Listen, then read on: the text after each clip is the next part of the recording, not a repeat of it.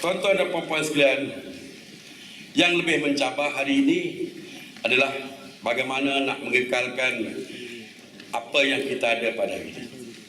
Hari ini cabaran yang paling besar apabila kita menjadi semakin maju, rakyat bercakap soal kebebasan. Pada hari ini mungkin di luar bandar masih bercakap soal pembangunan, tetapi rata-rata di seluruh negara bercakap soal kebebasan. Kebebasan bersuara, expression, freedom of expression, kebebasan akhbar, berbagai-bagai kebebasan telah pun disuarakan. Inilah cabaran yang paling besar yang dihadapi oleh kita pada hari ini, yaitu bagaimana kita nak mengimbangi dari segi kebebasan yang perlu diberi dan dari segi bagaimana kita nak menjaga keamanan di dalam negara kita. Yes, kita mahu kebebasan, tetapi apakah dengan memberikan kebebasan maka kita perlu korbankan keamanan di negara kita? Yes, kita mahu memberikan freedom of expression, tetapi adakah kita nak membenarkan fitnah-fitnah yang akhirnya akan merosakkan keamanan di negara kita? Yes, kita inginkan kebebasan akhbar dan kebebasan bersuara dan sebagainya, tapi adakah kita ingin korbankan keamanan di negara kita yang telah kita kecapi selama ini? Inilah balance, inilah yang sedang dicari oleh kerajaan. Sebab itulah kita percaya beberapa akta masih perlu dikekalkan. Akta hasutan ataupun akta yang sama dengannya masih perlu, bagi saya, masih perlu dikekalkan di negara kita ini. ASA walaupun telah pun dihapuskan, tetapi SOSMA yang telah pun diperkenalkan mesti mempunyai kuasa untuk menyekat perkara-perkara yang boleh membawa kemusnahan kepada keamanan di negara kita ini. Saya percaya sudah ada satu gerakan sekarang untuk menghapuskan akta hasutan dan yang sama dengannya. Saudara-saudara sekalian, belum pun akta hasutan dihapuskan, kita lihat bagaimana penghinaan terhadap agama dilakukan sewenang-wenangnya. Penghinaan terhadap kaum dilakukan sewenang-wenangnya. Penghinaan terhadap raja-raja Melayu dilakukan sewenang-wenangnya. Inggris sewaktu menjajah negara kita tidak pernah menyentuh tiga perkara ini. Raja-raja, agama dan kaum Melayu di negara kita ini, Inggris pun tidak mau menyentuh. Tetapi hari ini kerana inginkan kebebasan, tiga perkara pokok ini telah pun disentuh oleh pihak yang tidak bertanggungjawab.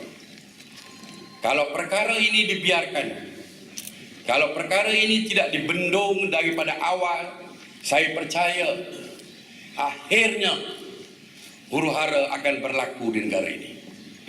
Kalau huru-hara berlaku di negara ini, tidak ada maknanya apa yang kita bangunkan selama ini.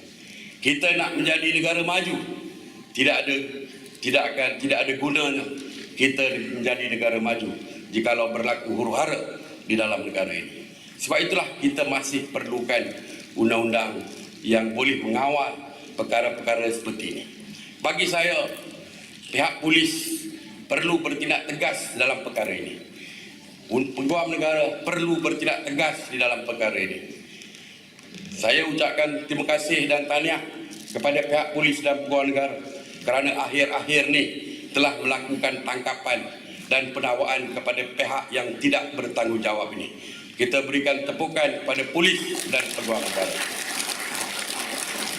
Ramai yang mengatakan tidak patut, tapi seperti saya katakan, kita perlu, bagi saya, konsep korbankan golongan kecil untuk menyelamatkan golongan majoriti itu perlu dilakukan di negara ini. Seperti Dr. menyelamatkan pesakit diabetik. Tidak ada salahnya bagi doktor potong ibu jari untuk mengelakkan penyakit di ibu jari itu mengebak, merosakkan seluruh badan.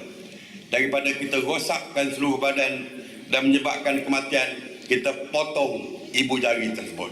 Di dalam soal ini, kumpulan-kumpulan yang cuba memporak-perandakan negara dengan memainkan isu kaum dan agama perlu dihapuskan dan perlu ditangkap segera bagi menyelamatkan masa depan negara. Jadi tuan-tuan dan puan, saya harus ada pemerintah di sini. Saya nak beritahu terang bahawa saya sendiri menyokong supaya akta hasutan atau yang sama dengannya perlu dikekalkan bagi menjaga keamanan negara ini. Dan ambil tindakan segera kepada golongan yang cuba memecah belahkan masyarakat ini. Seperti yang saya sebut tadi, bukan senang untuk membina negara hingga ke tahap ini.